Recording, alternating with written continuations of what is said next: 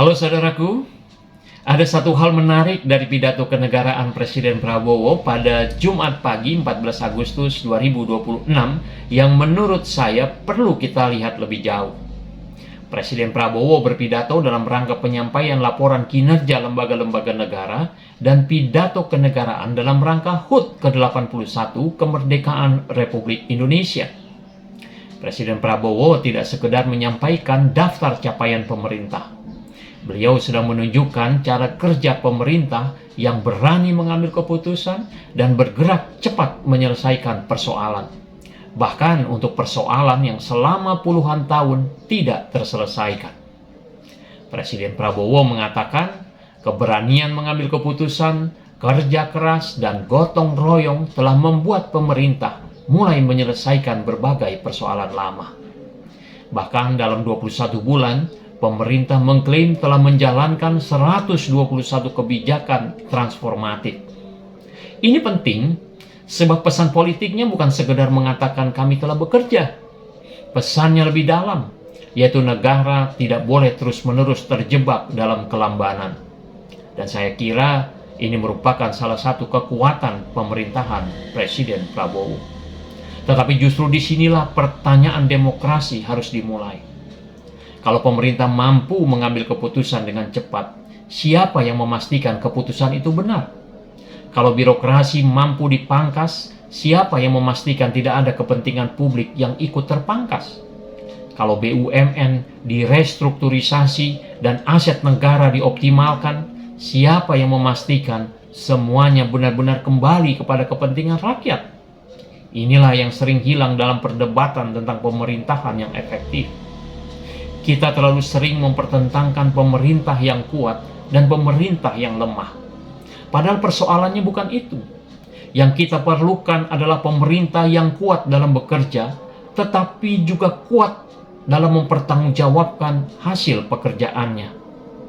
Presiden harus memiliki keberanian mengambil keputusan, tetapi demokrasi harus memiliki keberanian menguji keputusan itu.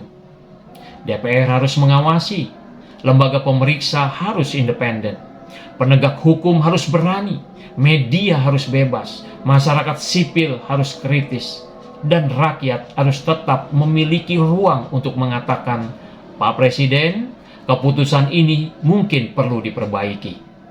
Karena itulah, pertanyaan paling penting bukan hanya apa saja yang telah dikerjakan pemerintah, melainkan juga apakah sistem kita cukup kuat untuk mengoreksi pemerintah ketika pemerintah keliru atau salah dalam memutuskan atau membuat kebijakan. Sebab kecepatan dalam mengambil keputusan tanpa koreksi bisa menghasilkan kesalahan yang juga cepat. Kekuasaan tanpa pengawasan bisa berubah menjadi kekuasaan yang sulit dikoreksi. Karena itulah perlu dipastikan bahwa keberanian Presiden mengambil keputusan harus sejalan dengan mekanisme untuk mengoreksinya.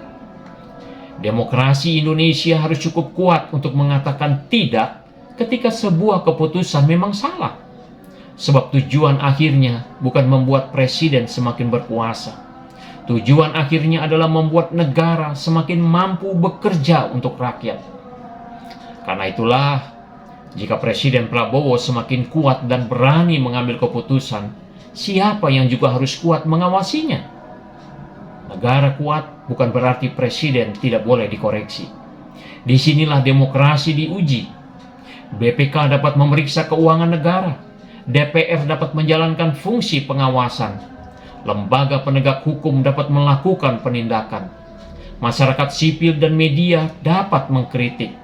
Namun pertanyaan berikutnya jauh lebih penting.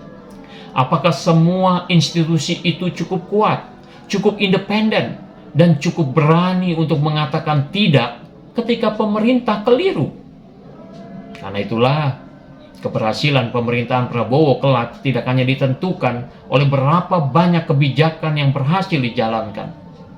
Ukuran yang lebih tinggi adalah apakah setelah negara menjadi lebih kuat, rakyat juga menjadi lebih kuat untuk mengawasi negara.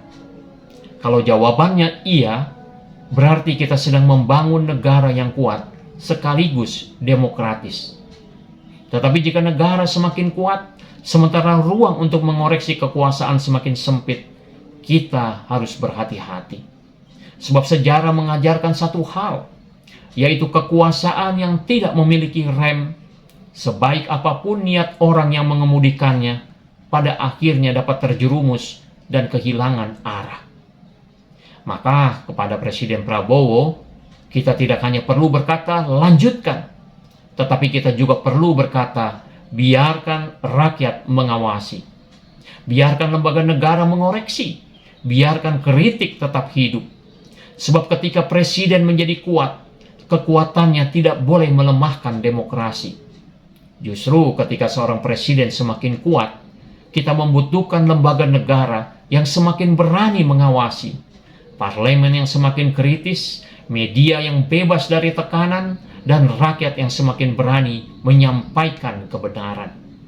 Sebab demokrasi bukan tentang mencari presiden yang tidak pernah salah.